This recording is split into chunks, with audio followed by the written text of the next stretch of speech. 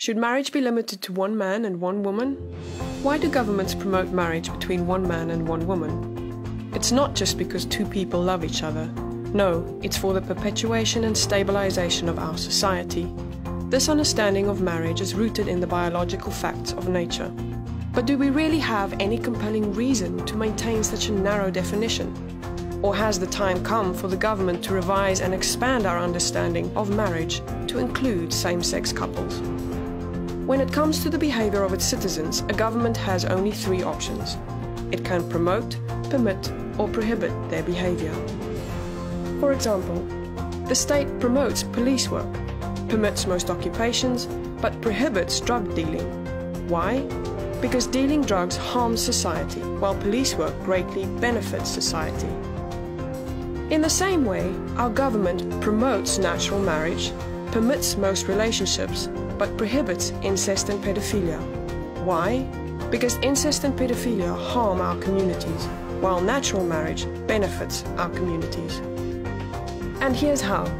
Natural marriage creates children, it best raises children, it protects women, it civilizes men, it lowers crime, poverty and welfare, which in turn reduces government spending and deficits. In short, natural marriage perpetuates and stabilizes society. Everyone benefits from that, even those who don't get married. Now, let's look at same-sex marriage. What benefits does it provide?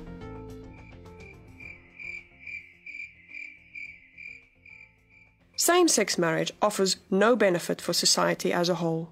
In fact, it hurts us. Promoting same-sex marriage changes the very purpose of the civil institution of marriage.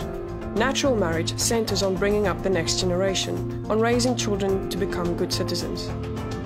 Same-sex marriage merely validates sex partners.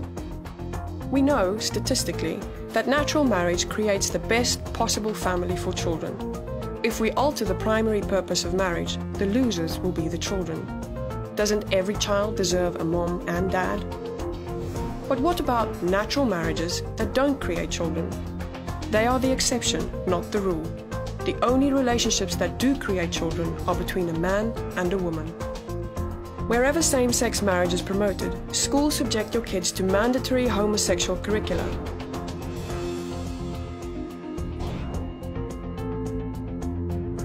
Your business and your taxes fund homosexual relationships.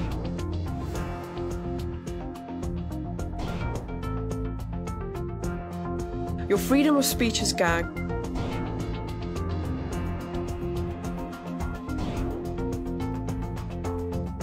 And your religious freedom is overruled.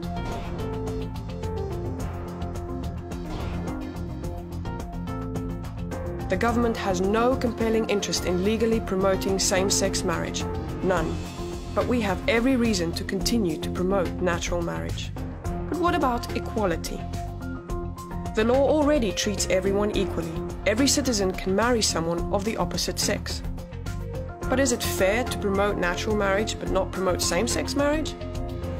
Yes, the law treats all people the same, but it doesn't treat all behaviors the same. Same-sex marriage and natural marriage are different behaviors with different outcomes, so the law rightfully treats them differently.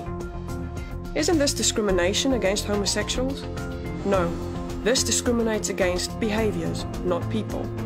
For example, are you being discriminated against when the government promotes police work, but you never become a police officer?